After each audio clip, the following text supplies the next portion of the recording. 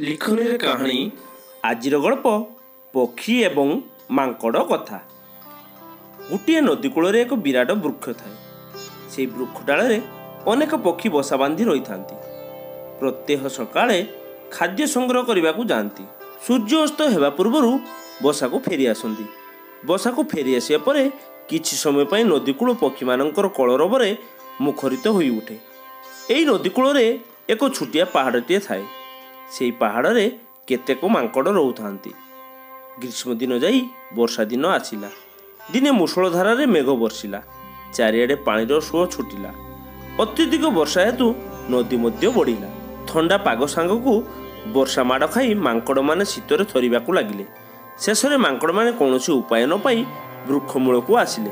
पक्षी माने मांकड़ दल को देखि कहिले, मांकड़ भाई माने भगवान तुम मानकू हाथ पाद देइछंती।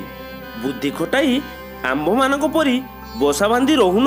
एमिति चारिआडे बासहरा होई बुलुथुबारु तुमे खरा वर्षा शीत काकर सहुछ। आमे माने आमर स्वल्प बुद्धि बଳରେ बसा बांधि केड़े आराम रे रहुछु। पक्षी मानकर कथा मांकड़ मानकू खूब आघात देला। जड़े मांकड़ रागी जाई कहिला, वर्षा कमिबा परे आमे मानकर केमिति बुद्धि अछि तुमे माने देखिबो। किछि समय परे वर्षा प्रकोप कमिला। संगे संगे मांकड़ दल तांको कार्यकलाप आरंभ करदेले। वृक्ष उपर को चढ़ी जाई ए डालू से डाल को डिआडुई कले। फल गछरे बसा बांधि पक्षी मानकर गृह निमिषक मध्य भांगीगला। पक्षी माने देइथिबा अंडा मध्य तले पड़ी फाटीगला। पक्षी माने सेतेबेले बुझीपारे दुष्ट मांकड़ मानकू सेमानकर उपदेश देवा ठीक नथिला। तेणु कथार कहुଯାଇଛି, जो माने विज्ञ पंडित नम्र स्वभावर व्यक्ति से मानकू उपदेश प्रदान करा जाए। मूर्ख बा बुका लोकंकु उपदेश प्रदान कले से यह ठीक रूप से ग्रहण न करी उपदेश प्रदान करथो व्यक्तिर क्षति करिथाए।